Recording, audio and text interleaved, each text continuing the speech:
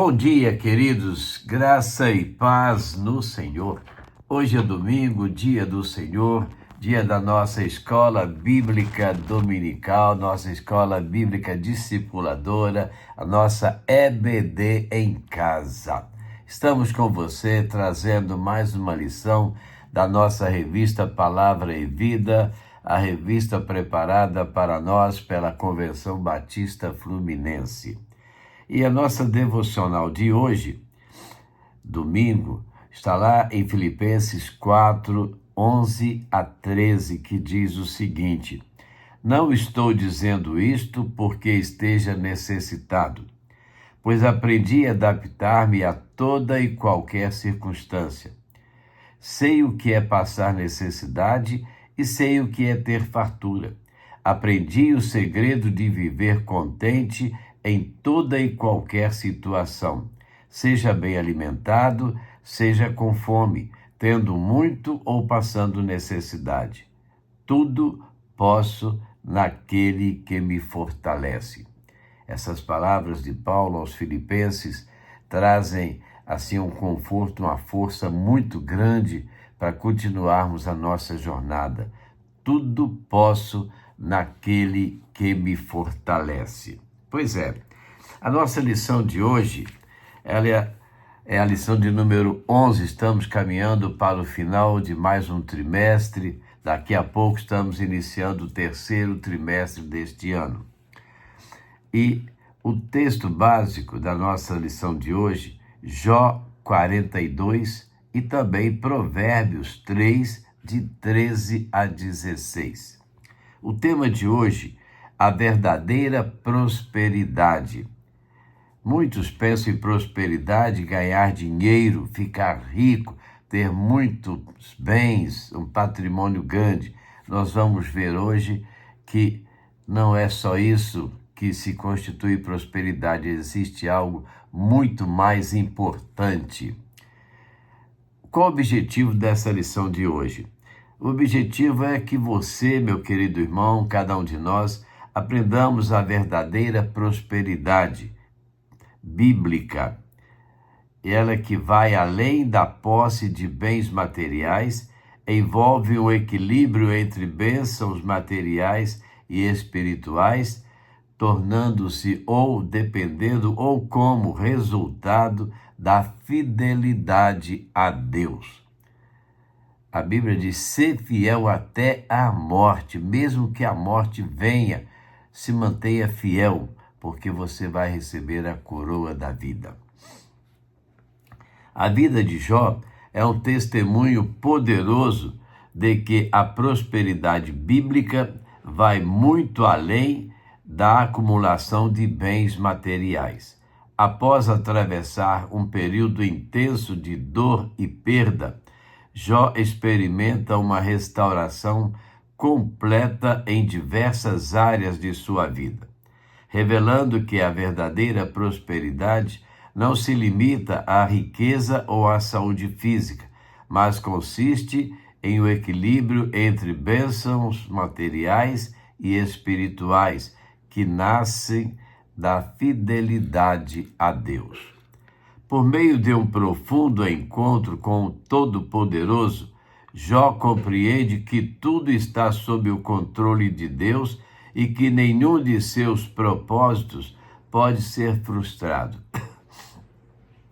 Ele percebe que, ao tentar entender e questionar os desígnios divinos, falou sobre coisas que estavam além da sua compreensão e obscureceu o conselho com palavras sem conhecimento. Jó reconhece seu erro e, com humildade, confessa sua ousadia em desejar discutir com Deus os rumos da sua vida.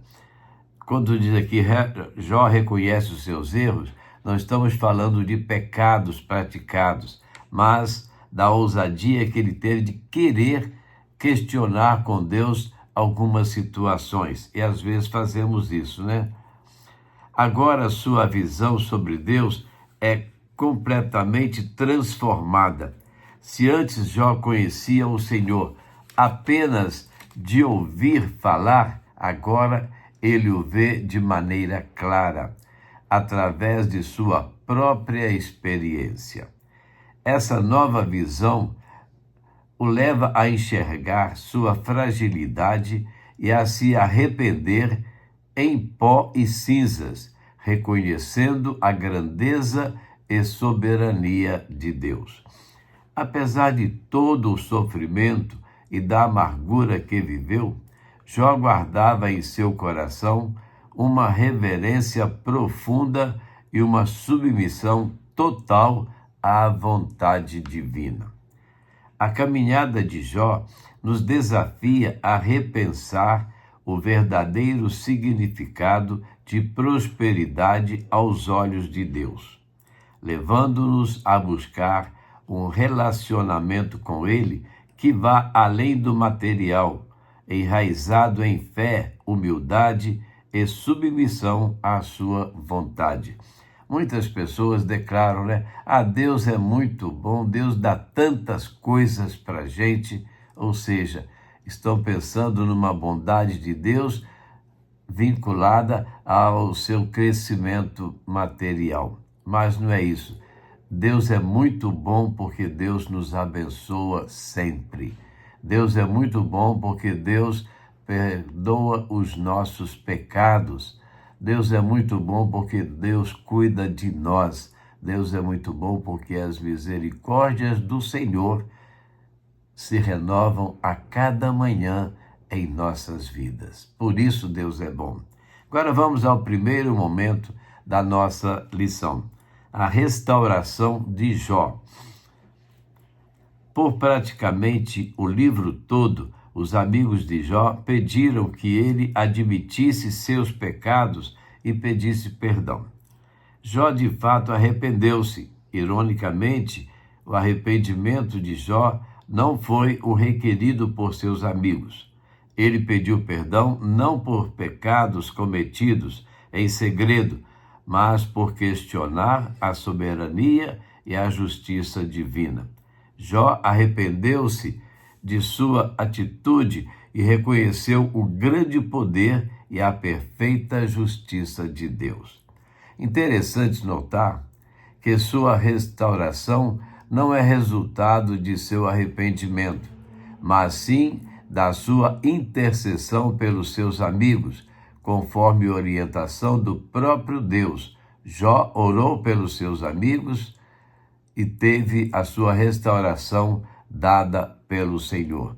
A Bíblia diz que devemos orar até pelos nossos inimigos. Na verdade, esses amigos de Jó tornaram-se seus inimigos pela maneira como o trataram, E Jó, ele não pensou em vingança pela maneira como foi tratado pelos seus amigos, mas Jó, orientado por Deus, orou e intercedeu por eles para que Deus os perdoasse. Assim devemos fazer também, orar para que Deus perdoe aqueles que nos fazem mal, aqueles que agem contra nós, até mesmo aqueles que se declaram nossos inimigos. A história de Jó tem uma virada surpreendente quando ele intercede por seus amigos. Sua oração é um sinal de perdão e submissão ao plano de Deus. Como resposta, Deus restaura a saúde, a família, a riqueza de Jó, dobrando tudo o que ele possuía antes. Isso nos ensina que a verdadeira prosperidade pode surgir quando nos preocupamos com o próximo e praticamos a compaixão, mesmo em momentos de dor.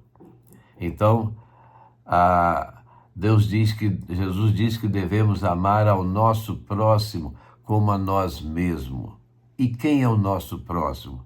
Às vezes pensamos, é aquele da nossa família, aquele que está do nosso lado.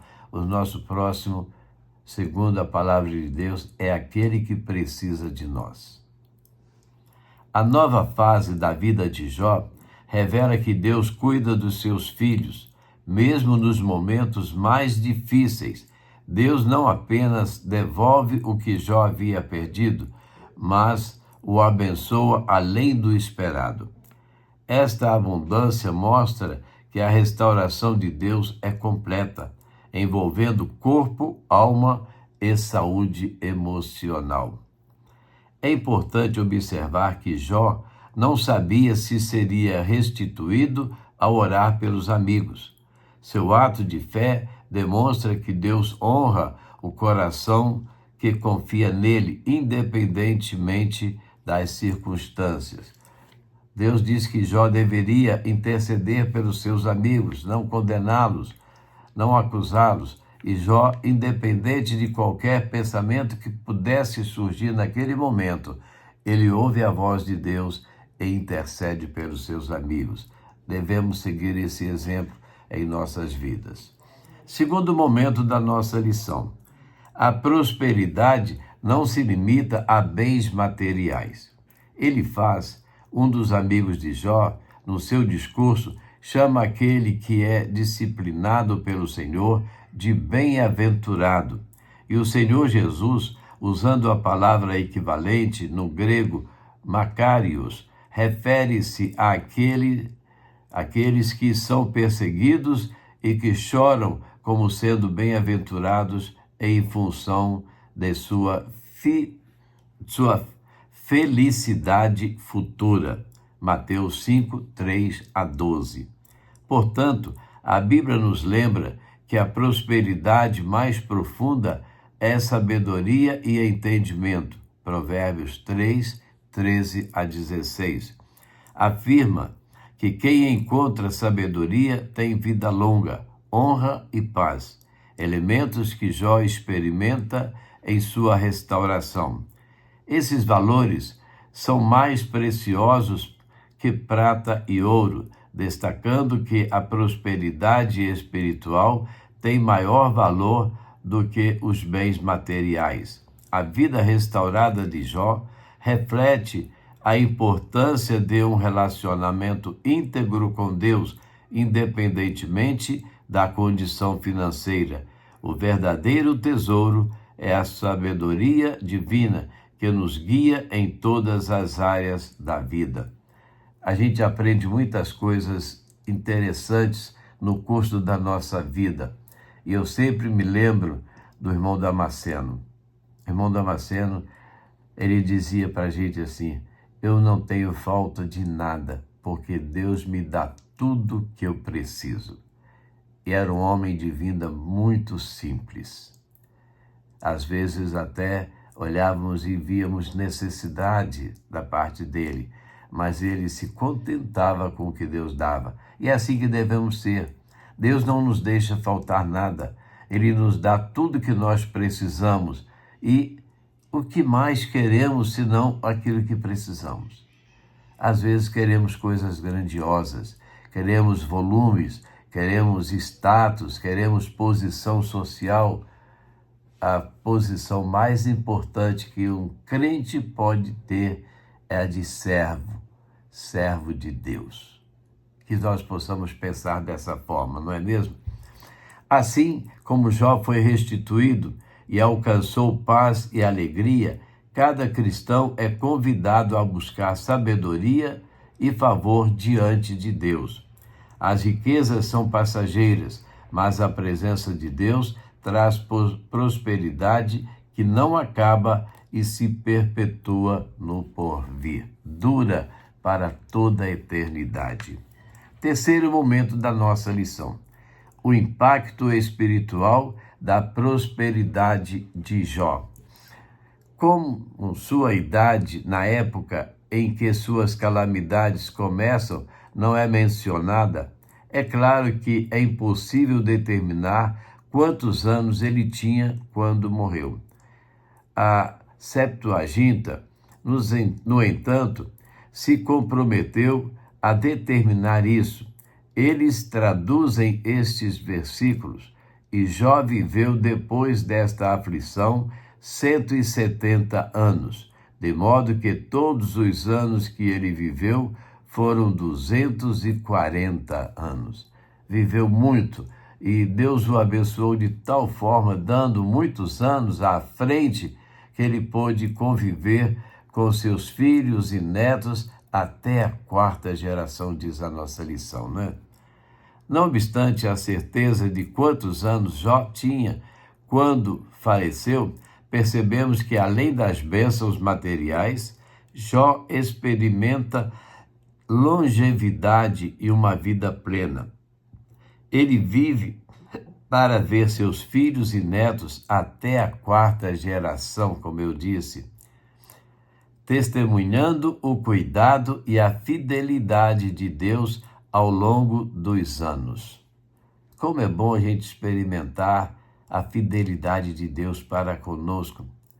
Não importa quantos anos vivamos, o importante é que vivamos na presença e na vontade do Senhor. Sua história não termina com riqueza, mas com paz e respeito, indicando que a verdadeira prosperidade inclui influência espiritual e legado familiar. Muitos pais, eu mesmo, uma vez eu disse, eu quero viver de maneira que eu possa dar aos meus filhos o que eu não recebi quando criança e jovem.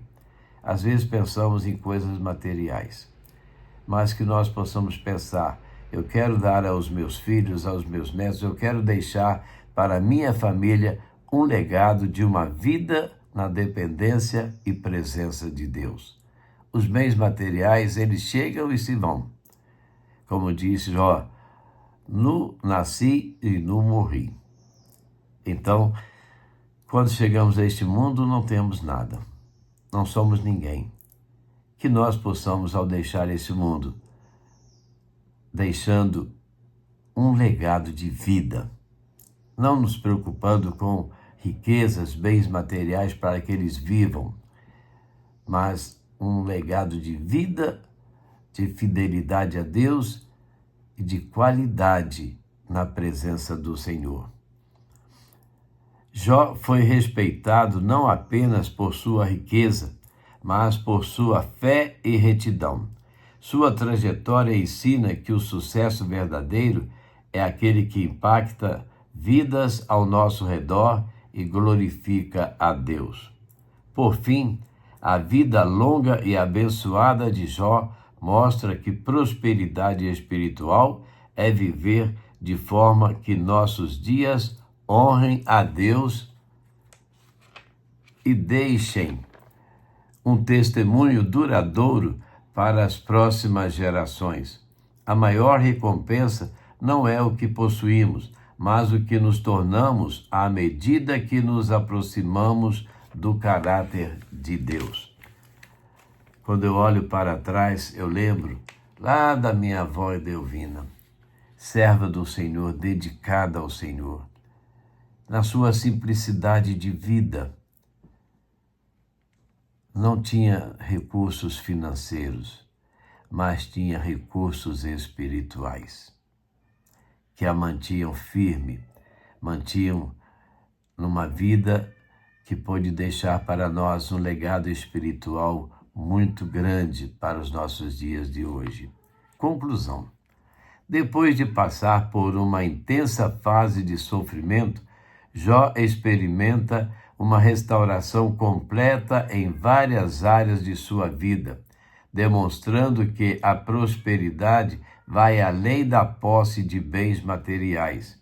A verdadeira prosperidade envolve um equilíbrio entre bênçãos materiais e espirituais, resultado da fidelidade a Deus.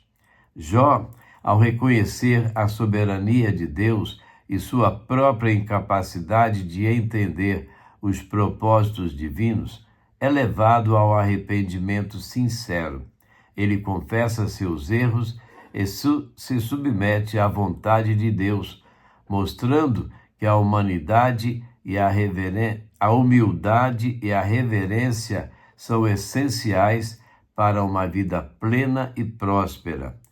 A transformação de Jó nos ensina que a verdadeira sabedoria começa quando paramos de resistir e nos rendemos à vontade do Senhor. Jó não sabia por que estava vivendo aquela situação. E não, assim, digamos, imputando a Deus qualquer responsabilidade sobre ele, mas questionando o porquê daquilo. Ele queria saber de Deus o que estava acontecendo com ele. E Deus então diz para Jó: não importa o que esteja acontecendo, importa que você está vivendo. Às vezes queremos viver uma vida de muitas posições. O importante é vivermos e vivermos na dependência de Deus. A restauração de Jó não é apenas material. Fala dos bens que foram restituídos, da vida, das riquezas, mas isso não foi o mais importante na vida de Jó. Ele vive para ver seus filhos e netos até a 4ª geração, contemplar sua família, testemunhando o cuidado e a fidelidade de Deus ao longo dos anos. Sua história não termina somente com riqueza, mas com paz e respeito, indicando que a verdadeira prosperidade inclui influência espiritual e legado familiar. Jó foi respeitado não apenas por sua riqueza, mas por sua fé e retidão, mostrando que o sucesso verdadeiro é aquele que impacta vidas ao nosso redor e glorifica a Deus. É importante nós olharmos isso. Como somos vistos na sociedade, na vizinhança, pela nossa vida e fidelidade ao nosso Deus. Por fim, a vida longa e abençoada de Jó nos mostra que a prosperidade espiritual é viver de forma que nossos dias honrem a Deus e deixem um testemunho duradouro para as próximas gerações. A maior recompensa não é o que possuímos, mas o que nos tornamos à medida que nos aproximamos do caráter de Cristo.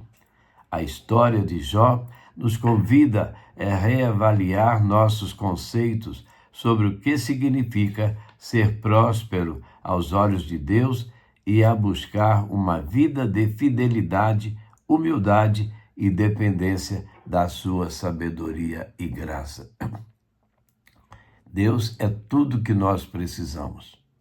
O resto, a Bíblia diz: buscai o Senhor enquanto se pode achar, invocai-o enquanto ele está perto.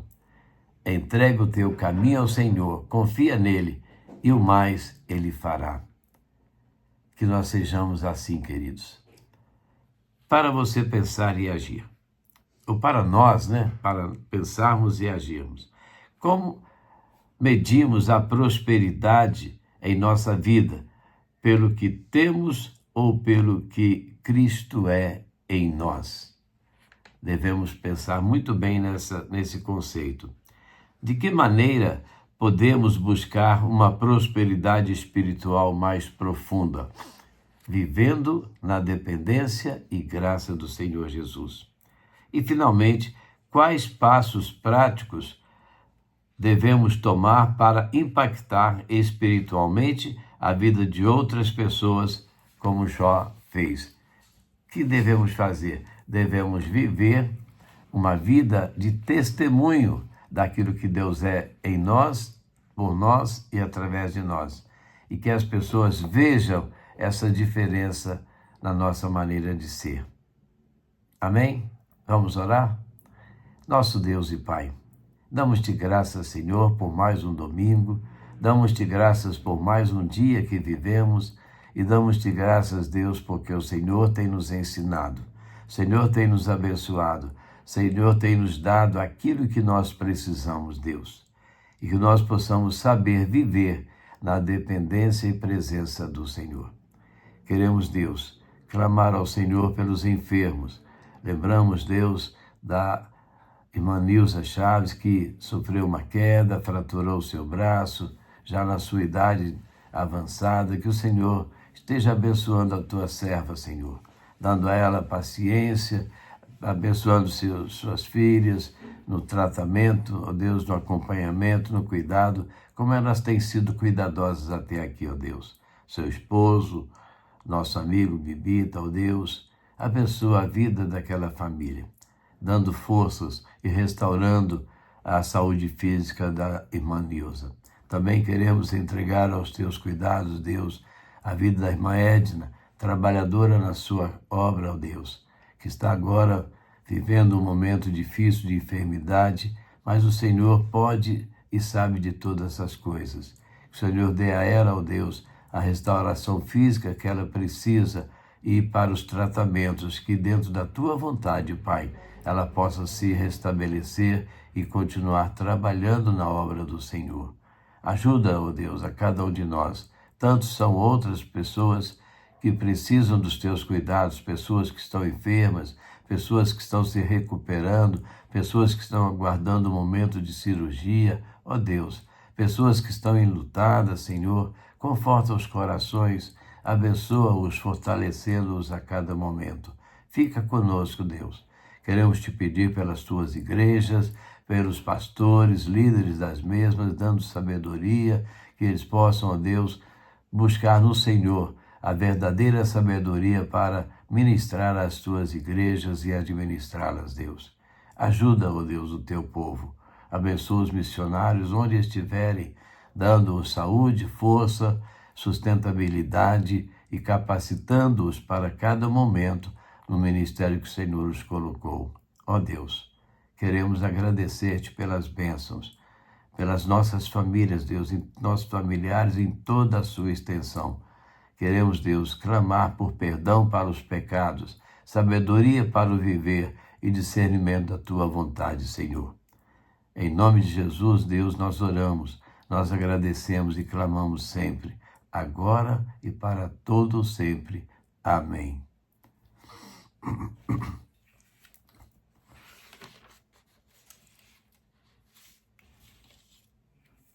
Jó desejava muito a presença de Deus. Ele desejava falar com Deus, conversar com Deus. Que nós possamos desejar muito o Salvador conosco, como diz o hino 350.